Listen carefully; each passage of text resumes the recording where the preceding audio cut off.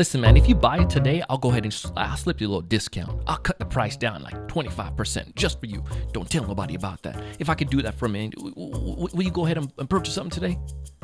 Nah, ladies and gentlemen, nobody wants to sell like that, man. Nobody wants to be that person that's cutting their prices for every single prospect. But how, Donald? How do I go about getting the best optimal investment, the best price from the prospects without cutting my value every single time? I mean, it's a great question, right? How do you do that?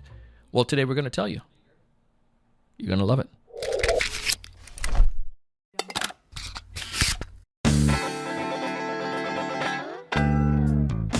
Hey, everyone. Welcome to another great episode of the Sales Evangelist Podcast. I'm your host, Donald C. Kelly, the Sales Evangelist. And I'm so excited for another great episode. I'm so excited to be here with you today. And on this episode, we have a fantastic guest. His name is Steve Brossman. Steve connected with us from the line way down under and way across the Pacific here. And Steve runs an amazing organization where he helps entrepreneurs, he helps sellers, he helps people like you and me who are trying to get out of the, sometimes you get into a rat race when it comes towards sales or when it comes towards running a business where you have the yin and the yang, where you don't necessarily have the right flowing, natural, consistent process of how to generate business. Steve has done this. He's been on a speaker circuit. He's worked with teams. He's consulted. He has guided and coached, and he knows some of these problems. And specifically, we're going to talk today about the idea of how do I make sure I'm not lowering my value for each prospect? Like, how do I not drop my price for each prospect? How do I make sure I'm maintaining the integrity of what I have to offer? He's going to break it down. He's going to tell you about that in this episode. If this is your first time watching one of our podcasts or listening to our podcast, please subscribe. Do yourself a favor. Also, tell someone else about the podcast and leave us a rating and review on Apple Podcasts. If you do that, I would be greatly appreciative of it. It would go a long way. Thank you. What are some of the steps that I should be doing to get to this point where I'm not lowering my value for each prospect that I'm meeting with? Okay. You had me at hello. There's a famous line, isn't it, from that? And that's true. I talk about building the buying energy. Now, a lot of people are brown boxes, the brown box syndrome. They sit on the shelf the same as everybody else. They call them a coach, a consultant, a trainer, a whatever. They're an A. Now, they're sitting on the brown box and the perceived value is the same as everybody else. So there's no energy to talk to that person. I could talk to another one of you. Oh, I've got to go to a good physio. Well, here's a good physio. You're all perceived the same. So there's no excitement there. But when you go from an A to a Z and you create your system, you create your something, and you're perceived as a leader or an authority on that. So my energy talking to somebody who stands out at the beginning is much higher. And then instead of just qualifying and dumping a whole heap of information about me, it's how do we create that relationship with the people with some videos and some information, and some of them are more personal type videos. And the buying energy actually goes up. I'm starting to create a relationship with this person and focusing on, what dare I say it, dumping the happy hormones on the people.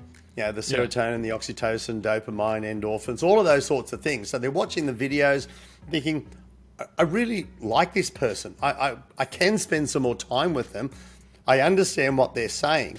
And then they get to the point, here's a tip for your people. Now, so many people make a mistake of just dumping their next call, a discovery call or a strategy call. Buying energy drops 37% when they call it a discovery call. It's a sales call. Everybody uses it. Everybody knows it's a cloak and dagger. I'm going to discover what I can sell to you on. That's all it is. So I'm coming in with low energy. And then, we've got a few other little tips and tricks. And one of the last things that somebody would get from me, and Donald, you're a prospect, we're about to get on a call. And if it's a good quality, high level conversation we're about to have, it'd be a personal video. Hey, Donald, can't wait to get on a call. I saw you book in. Look, I've had a look at your website. I've had a look at your LinkedIn profile. Man, I have some phenomenal ideas. I can't wait to share with you. See you. Now, in 7 years, I've had 2 people not turn up. Wow. So how do we get people excited to talk to you? Build the buying energy, not just dump information on them. So they're on the call. They know who you are. They know what you do.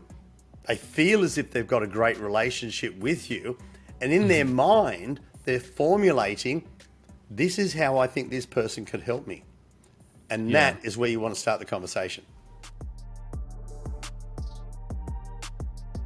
What else can I do to make sure that I don't lower my value, Steve? Or if I'm a sales leader, is there anything else that I can do to make sure that I'm not lowering my value for each prospect that I'm going to give each, people I'm meeting with? Yeah, I'm going to give your people 4 letters. 4 letters. A 4-letter framework that almost sells anything. This has been scientifically proven in the right order, the right insights, information, questioning, etc. And I've taken it one step further, that this is the right order to do it in. So most people, the first is a D. D for data, demonstrate, basically deliver some information. Now, most people would get on a call and then just do a data dump. Mm-hmm. This is what we do. This is how it works. This is this. This is this. This is this. So basically, the features, advantages, benefits. But hey, buy now. So you give some information, but then the N, the next one, DN, is narrative. Now that narrative could be a quick story on how you've done it, how you've helped other people do it. Turn it into a narrative. We understand and we remember stories. Mm-hmm. Now, the key thing, there's so many aspects to this as well. And the stories are designed for, hey, Donald, that reminds me because of somebody, and you're listening to the person and what their pains are, and you've got your hero stories. Yeah. Donald, that reminds me of somebody I worked with. They were very similar to you. They had this problem, and here's how we worked together, and we delivered these sorts of results. And then they're quantifiable results, which is the Q, the next one, D and Q. So here's some results we did with somebody. Now, if we did that for you in your business, life, or whatever it is, what sort of an impact would that make? And then you collaborate on creating a solution with quantifiable results. Now, those results are going to be significantly greater than their investment. And then you say, well, if we did that, from what you've said, we're going to deliver X dollars, hours, people, happiness, less stress, whatever it's going to be. And then the last one is C, confirm. Now, Donald, if we deliver those results, is that a high priority of you right now to put that extra $30,000 a month in your bank? Is that something that you're wanting to work on right now? Now, that's not the be all and end all. That just flows through the conversation, and you should have that 2 or 3 times. Now, we teach people to work on a blueprint, which is you're writing, you're annotating, and you're putting those values on in front of them visually. It could be virtually opposite each other on the screen, and they're seeing those numbers. So, okay, Donald, we've added an extra 30,000 here, saved 10 hours a week. That's fantastic. And you have another part of the blueprint. Part of our system is this, and you said we wanted to do this, and you wanted to do this. Here's deliver some information on how it works, and it's a story on here's how we did it for somebody else. Here's the money we delivered for them. Let's calculate, co-create a quantifiable value of what would we, and is that a priority you want to work on right now? Love it, man. If folks out there listening to this conversation want to get in touch with you, Steve, what's the best way for them to do so? Easiest way, good old-fashioned, email me, steve@stevebrossman.com. And I know we're going to have it in the show notes. I'm going to give you one of my latest back pocket guides, which is how to sell yourself without selling your soul. And if you're really good at remembering things, it is just stevebrossman.com/BPG for back pocket guide. Sell soul as in SSOUL. BPG SSOUL. It's going to be in the show notes. My gift, it's almost a workshop in a download.